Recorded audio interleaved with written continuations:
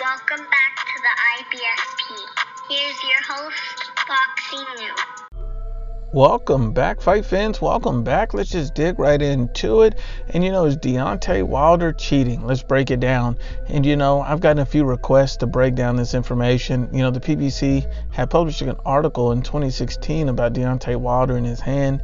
And basically one of the things that they said in that particular article about Deontay Wilder's hand, and I quote, Deontay Wilder hammered his way to a heavyweight world title against Bermane with granite hard blows powerful enough to bend an iron rod implanted in his right fist.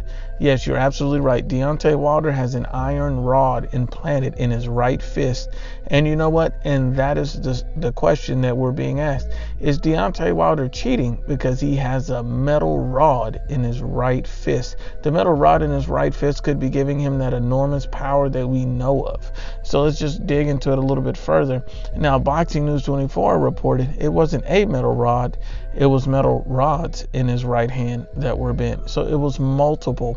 And in both of these articles, they mentioned that the metal in the hand was bent because he hit his opponent, Bermane so hard. But the interesting thing about that is they had no reports of any bones being broken. It was simply the metal rods itself being bent.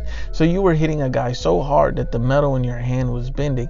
So what that tells me is the metal has to play a factor in it. It has to play a role because the metal is what's bending and breaking, not the actual bones in your hand. Let's be honest and unbiased. You hit somebody with enough force with your hand and the metal, they're going to feel that. And that's almost equivalent to hitting a guy with a pipe.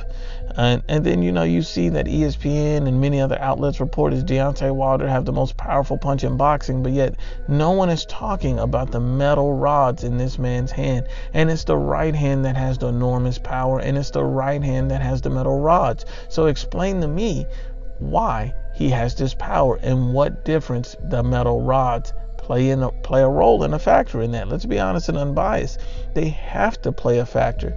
And the question is he cheating? Is this an unfair strategic advantage? If Andy Ruiz, Anthony Joshua, Dillian White, if Luis Ortiz had these metal rods in his right hand, would it play a significant role for him? Would it lead him to be a knockout artist? These are genuine, legitimate questions that's being ignored. And you see in that fight when the metal rods were bent. They weren't bent in the first round or the second. They were bent mid to late in that fight. And Deontay Wilder didn't score an enormous knockout in that fight. It led to a points decision for Deontay Wilder. Overwhelming points decision, but a points decision. And then you see after that fight, after the metal rods were put back in and they put the new rods in, he fought Bermane and he demolished him in one round. It would just completely annihilated the guy. And it makes you wonder, with those fresh new rods, metal rods in his hand, is that what caused such a vicious early knockout that he didn't get in the first fight? Let's be honest and unbiased. And then, you look back over time at other boxers, like, one of the greatest boxers of all time, Floyd Mayweather, he broke his hand before the Miguel Cotto fight. And, when you look at it like that, this guy doesn't have metal rods in his hand. And Floyd Mayweather had knockouts earlier in his career. He was more offensive minded, but as his hands became more brittle over time, Floyd Mayweather Jr. just simply was not able to get guys out of there. And people start saying, this guy's pillow hand. So he relied on counterpunching and being defensively savvy. Earlier in his career when he was when he was pretty boy Floyd Mayweather, he was more aggressive, getting guys out of there. But later in his career, he simply was unable to do that because he had such brittle hands. And that fight with Miguel Cotto, that went 12 rounds. And he didn't score a single knockout after that in the rest of his career. He knocked out Conor McGregor, but no one counts that as a boxing match.